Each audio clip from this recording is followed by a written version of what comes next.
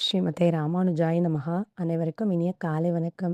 இன்னைக்கு மகாபாரதத்தினுடைய 2வது நாள். நேத்திக்கு மகாபாரதத்தினுடைய ஏற்றம் என்ன அப்படின்றத நம்ம பார்த்தோம். இது ரொம்ப பெரிய இதிகாசம். 1,25,000 ஸ்லோகங்கள் இருக்குது. 5வது வேதம் என கொண்டாடப்படுகிறது அப்படின்லாம் பார்த்தோம். நேத்திக்கு நம்ம பார்த்தப்போ 18 அப்படின்ற ஒரு நம்பர் ரொம்ப முக்கியமானது மகாபாரதத்துல அப்படின்னு பார்த்தோம் இல்லைங்களா? ஏன்னா ஆ பகவத்கீதை அது இதில தான் இருக்குது. நம்ம மகாபாரதத்தில தான் இருக்குது. ஸோ, அதில 18 அத்தியாயம் இருக்குது. இந்த மகாபாரதம் 18 பருவங்களா பிரிக்கப்பட்டிருக்கு. இதில நடந்த யுத்தம் 18 நாட்கள் நடந்திருக்கு. இதில பார்ட்டிசிபேட் பண்ண அந்த வீரர்களுடைய அந்த அசோகினீஸ் எத்தன குரூப் அப்படின்னு பார்த்தா 18 அப்படின்னு சொல்றாங்க. ஸோ, இந்த மாரி எல்லாமே 18, 18ன்னு இருக்கு அப்படின்னு சொல்றாங்க. இது மட்டும் இல்லைங்க. இந்த அசோஹினீஸ் அப்படின்னு நம்ம சொல்றோம் இல்லையா? அதாவது குரூப் ஆஃப் பீப்பிள். ஒரு குரூப்ப அசோஹினின்னு சொல்றோம். அந்த ஒரு அசோஹினில எத்தன வீரர்கள் இருப்பாங்க அப்படின்னு பார்த்தா, 1,09,350 வீரர்கள் இருப்பாங்களாம். இப்போ இந்த நம்பர நீங்க அப்படியே எழுதிக்கங்க. 1,09,350. ஸோ, இதுக்குள்ள இருக்கிற நம்பர் எல்லாத்தையுமே நீங்க கூட்டுனீங்க அப்படின்னா, ஆன்சர் 18 தான் வருமாம். இப்ப பாருங்க 1,09,000னா 1 + 9 10, 10 + 3 13, அதோட ஒரு 5 கூட்டினா 18. ஸோ, அப்போ அந்த நம்பர கூட்டினா 18 வரும். இதே மாரி எத்தன குதிரை இருக்கு அப்படின்னா, அது ஒரு நம்பர் வருது. அந்த நம்பரையும் கூட்டுனோம்னா இப்படி 18 தான் வரும். எத்தன யானை இருக்கு அப்படின்றத பார்த்து, அது எத்தன அத கூட்டினா அதுவும் 18 தான் வருமாம். எத்தன ரதம் இருக்கு அப்படின்னு பார்த்தா, அதுவுமே என்ன வருமாம், இந்த மாரி 18 தான் வருமாம். ஸோ, அதனால தான் 18 ரொம்ப முக்கியம் அப்படின்னு சொல்றாங்க. இதுக்கு அதனால தான் வியாசர் ஜெயகாவியம் அப்படின்னே பேர் வச்சாரு அப்படின்ற வரைக்கு நேத்திக்கு பார்த்துருக்கோம். இன்னைக்கு நம்ம என்ன பார்க்கணும் அப்படின்னு பார்த்தா, ஆ வியாசர் இந்த மகாபாரதத்தை எழுதின அந்த வியாசரோட பெருமை என்ன அப்படின்னு தான் பார்க்கணும். வியாசர வேதவியாசர் அப்படின்னு எல்லாரும் கொண்டாடுறது உண்டு. அப்ப அதுக்கு என்ன அர்த்தம் அப்படின்னு பார்த்தா, இவர் தான் வேதத்தை எழுதினாரா அப்படின்னா இல்ல.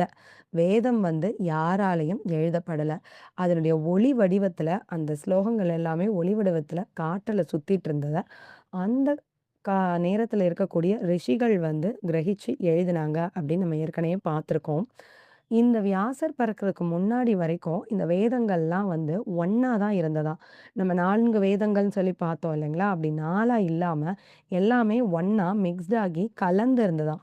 இந்த வியாசர் தான் எல்லாத்தையும் பிரிச்சு பார்த்து, சீர்தூக்கி எத எந்தெந்த கேடர்ல போடணும் அப்படின்னு சொல்லி அழகா இப்ப நம்ம பார்க்குற மாரி ரிக்வேதம், யஜுர்வேதம், சாமவேதம், அதர்வண வேதம்ன்ற மாதிரி அழகா பிரிச்சு குடுத்தாரு.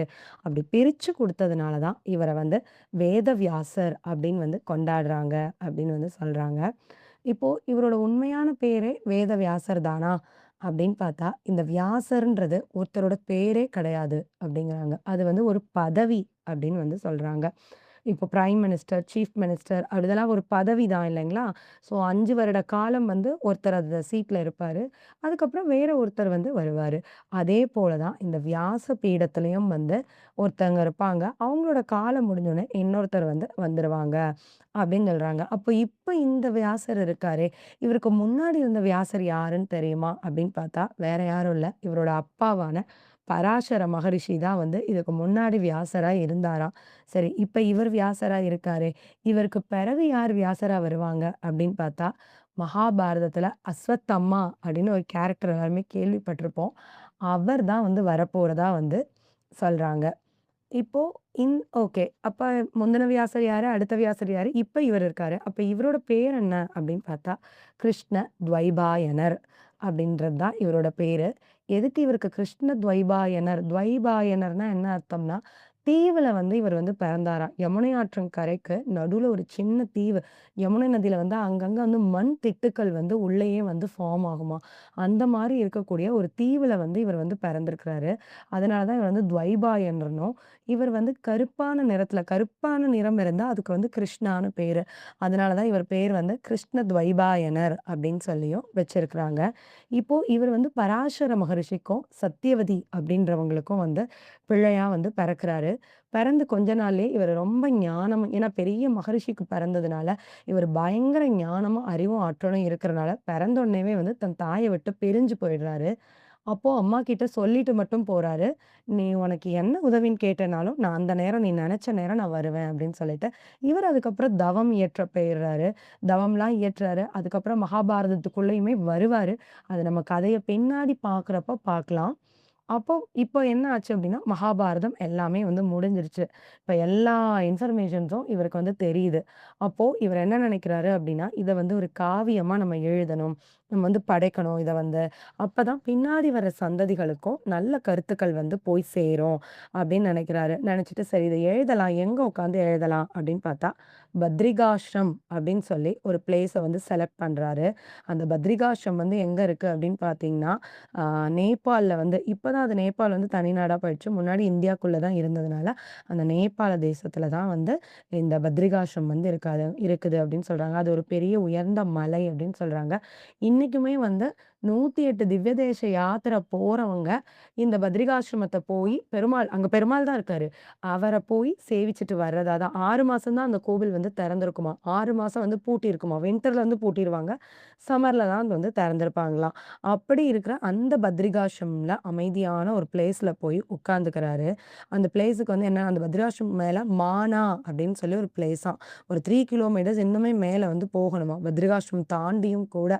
ஸோ அங்க போய் உட்கார்ந்து சரி இத எழுதலாம். எப்படி ஆர்கனைஸ் பண்ணலாம்? எப்படி எழுதலான்னு ஒரு யோசனை யோசிச்சுட்டு இருந்தாராம். அந்த நேரம் பார்த்து அந்த குகையிலருந்து அதாவது அந்த இடத்துக்கு அவர் இருந்த அந்த இடத்துக்கு பேரு வியாசர் குகை அப்படின்னு சொல்றாங்க. இன்னைக்குமே இந்த டூர் போறவங்க அந்த வியாச குகைய போய் சேவிச்சுட்டு வரதா தான் வந்து சொல்றாங்க. ஏன்னா, அந்த இடத்துல தான் உட்காந்து மகாபாரதம் வந்து இயற்றப்பட்டிருக்குது. ஸோ, அப்போ அவர் உட்காந்து யோசிச்சுட்டு இருக்கிறப்போ, பக்கத்துல சரஸ்வதி அப்படின்ற நதி வந்து அ பயங்கர ஃபாஸ்ட்டா ஓடிக்கிட்டு அதாவது ஆர்ப்பரிச்சு ஓடிக்கிட்டு இருந்தாங்களாம், அந்த குகைக்கு வெளியில.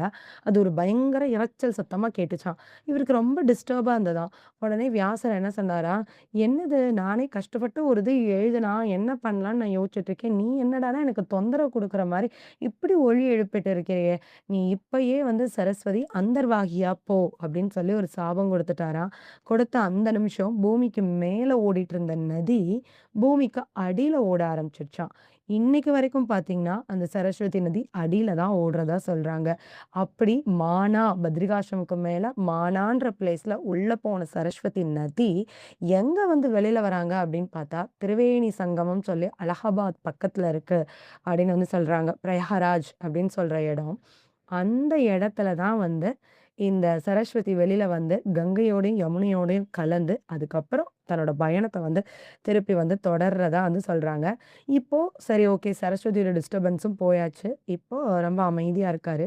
இப்ப என்ன பண்ணலான்னு வந்து வந்து வியாசர் வந்து யோசிக்கிறாரு. அப்போ இத எழுதுறதுக்கு நம்மளால முடியாது. ஏன்னா நம்ம ஸ்லோகத்தையும் யோசிச்சு யோசிச்சு சொல்லணும். அத எழுதி எழுதி பண்ணா ரொம்ப டைம் எடுத்துக்கும். அப்ப யாராவது ஒருத்தவங்க நமக்கு எழுதுறதுக்கு உதவியா இருந்தா ரொம்ப நல்லா இருக்குமே! அப்படின்னு சொல்லி யோசிக்கிறாரு. சரி யார்ட்ட உதவி கேட்கலாம் அப்படின்னு சொல்லிட்டு பிரம்மாவ நோக்கி பிரார்த்தனைய வைக்கிறாரு. அப்போ பிரம்மா வந்து பிரத்யக்ஷமா தரிசனம் கொடுக்குறாராம் வியாசருக்கு. "என்ன வியாசரே உங்களுக்கு என்ன வேணும்? எதற்காக என்ன நினைச்சீங்க?" அப்படின்னு கேட்டோனே, "நான் வந்து இந்த மாதிரி இப்ப நடந்த எல்லா விஷயங்களையும் கருத்துக்களா தேக்கி ஸ்லோகமா மாத்தப் போறேன். இத வந்து ஒரு காவியமா படைக்கலான்னு இருக்கேன். அதுக்கு எனக்கு உதவி செய்றதுக்கு, எழுதுறதுக்கு ஒருத்தர் வேணும்." அப்படின்னு வந்து பிரம்மா கிட்ட வந்து கேட்டாராம். அப்போ பிரம்மா வந்து கேட்டாராம், "அப்படியா? நீங்க என்ன எழுதியிருக்கீங்கன்னு எனக்கு கொஞ்சம் ஒரு சாம்பிள் மாரி சொல்லுங்க. உள்ள என்னென்னலாம் எழுதியிருக்கீங்க? என்ன விஷயத்தலாம் நீங்க வந்து கவர் பண்ணியிருக்கீங்கன்னு நீங்க எனக்கு சொல்லுங்க." அப்படின்னு வந்து சொன்னாராம். சரின்னு வியாசர் வந்து சொல்ல ஆரம்பிக்கிறாரு. பார்த்தீங்கன்னா, அது ஒரு பெரிய லிஸ்ட்டா போகுது. என்னென்ன கருத்துக்கள் எல்லாம் அவர் வந்து உள்ள வந்து எழுதியிருக்கிறாரு அப்படின்றத. அதில சில இத மட்டும் நான் வாசிக்கிறேன். 4 வர்ணங்கள், 4 ஆஷ்ரமங்கள். ஆஷ்ரமம் அப்டின்னா என்னன்னு பார்த்தீங்கன்னா, ஆ 4 வகையான ஆஷ்ரமம்ன்றது பிரம்மச்சரியம், கிரகஸ்தன், வானப்பிரஸ்தன், சந்நியாசி அப்படின்ற 4 ஸ்டேஜ். நம்ம மனிதனோட 4 ஸ்டேஜ் தான். பிறந்து படிக்கிற பருவம் வரைக்கும் இருக்கிறது வந்து பிரம்மச்சாரி. அதாவது கல்யாணத்துக்கு முன்னாடி வரைக்கும். கல்யாணமாகி மனைவி, குழந்தைகளா சேர்ந்து வாழ்றது வந்து கிரகஸ்தன். அதுக்கப்புறம் ஒரு பீரியட் ஆஃப் டைம்க்கு அப்புறம் இந்த பொறுப்புகள் எல்லாம் வந்து அடுத்த தலைமுறைக்கிட்ட ஒப்படைச்சுட்டு காட்டுக்குள்ள போறது தான் வந்து வானப்பிரஸ்தன். அதுக்கப்புறம் சந்நியாசி அப்படின்ற அந்த நிலைக்கு வந்து போற இந்த 4 ஆசிரமங்களுடைய தர்மம் என்ன அப்படின்னு வந்து நான் எழுதியிருக்கிறேன். மனிதனுடைய கர்ம விச்சாரம். எந்த கர்மத்துக்காக எப்படி பிறப்பாங்க அப்படின்றத பத்தி எழுதியிருக்கேன். ஒரு வீடுன்னு இருந்தா, அதுல பூஜை செய்ய வேண்டிய முறை எப்படி அப்படின்றத பத்தி எழுதியிருக்கேன். கர்ம யோகம்னா என்ன? ஞான யோகம்னா என்ன? பக்தி யோகம், சரணாகதி, நாம சங்கீர்த்தனம் இத பத்திலாம் நான் எழுதியிருக்கேன். மனிதனின் பிறப்பு, இறப்பு, காலக்கணக்கு இத பத்திலாம் எழுதியிருக்கேன். இந்த பிருத்திவியாகிய இந்த உலகம் எப்படி உருவாகுது அப்படின்றத நான் எழுதியிருக்கேன். தேவர்கள்னா யாரு? யக்ஷர்கள்னா யாரு? அசுரர்கள்னா யாரு? நட்சத்திரங்கள்னா என்ன? கணங்கள்னா என்ன? கிரகங்கள்னா என்ன? அப்படின்ற எல்லாத்த பத்தியும் நான் எழுதியிருக்கேன். பொருளாதாரம் எப்படி இருக்கும்? அப்படின்றத பத்தியும் நான் எழுதியிருக்கேன். ஆயுர்வேதம் சாஸ்திரம், தண்ட சாஸ்திரம், நியாய சாஸ்திரம், மீமாம்ச சாஸ்திரம், நியாய சாஸ்திரம், வியாக்கரண சாஸ்திரம் இந்த மாதிரி எல்லாம் நான் எழுதியிருக்கேன். இன்னும் இந்த லிஸ்ட் வந்து பெருசா போயிட்டு இருக்குங்க. இதெல்லாம் நான் எழுதியிருக்கேன் அப்படின்னு சொல்லிட்டு. ஸோ அப்போ பிரம்மா வந்து அசந்து போயிடுறாரு. "அப்பா உலகத்துல இருக்கிற ஒரு விஷயம் விடாம எல்லாத்தையும் நீங்க கவர் பண்ணியிருக்கீங்களா?" அப்படின்னு கேட்கிறாரு. அதுக்கு வியாசர், "ஆமா. ஒரு மனுஷனுடைய பூர்ண ஆயுசான 120 ஆண்டுகள் படிச்சா கூட இத வந்து கம்ப்ளீட்டா ஸ்டடி பண்ண முடியாது. அந்த அளவுக்கு வந்து நான் வந்து இதெல்லாம் கவர் பண்ணி, நான் வந்து என்னோட கருத்துக்கள வந்து எழுதியிருக்கேன்னு சொன்னா, அவர் எழுதி முடிச்சிடல. அவரோட மைண்ட்ல எழுதி வச்சிருக்காரு. அவ்வளோதான். இதெல்லாம் நம்ம சொல்லணும் அப்படின்ற அந்த ஸ்லோகங்கள் அத்தனையும் வந்து அவர் மைண்ட்ல தான் வந்து இப்போதைக்கு ப்ரிப்பேர் ஆயிருக்கு. இன்னும் எழுத்துப்பட இன்னும் எழுதல.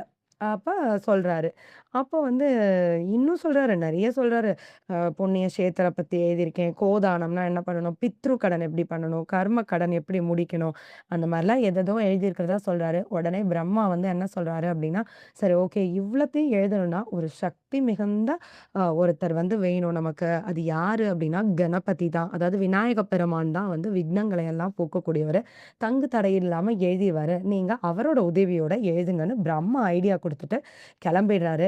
அப்புறம் தான் இவரு என்ன பண்றாரு அப்படின்னா, விநாயக பெருமான வந்து பிரார்த்திக்கிறாரு. விநாயக பெருமானும் வராரு.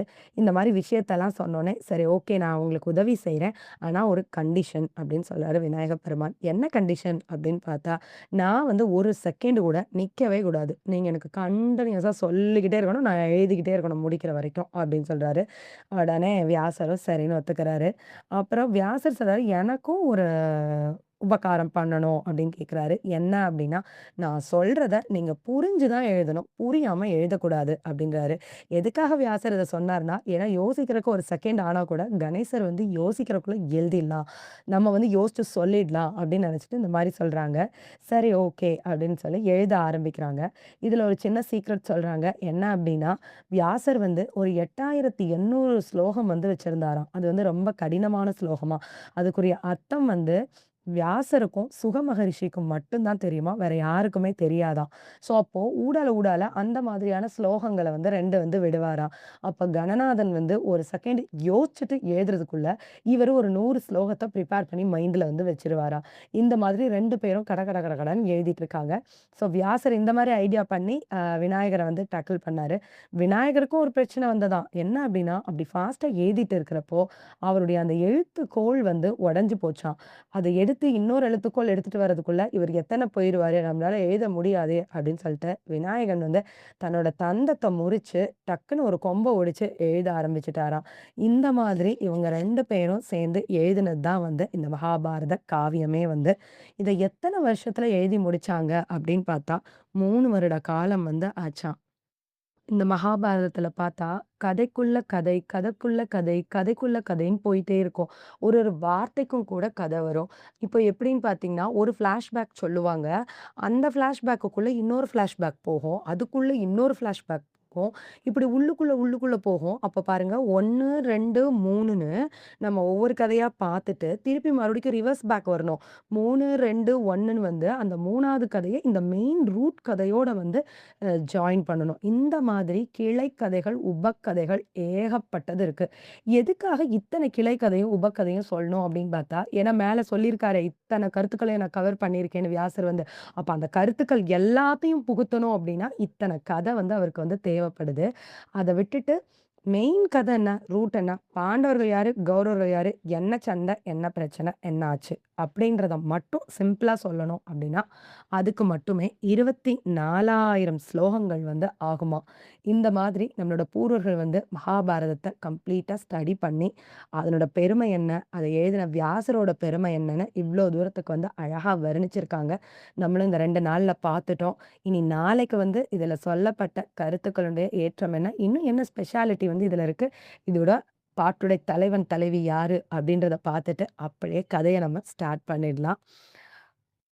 விடை பெறுகிறேன். நன்றி. ஸ்ரீமதே ராமானுஜாய நமஹ.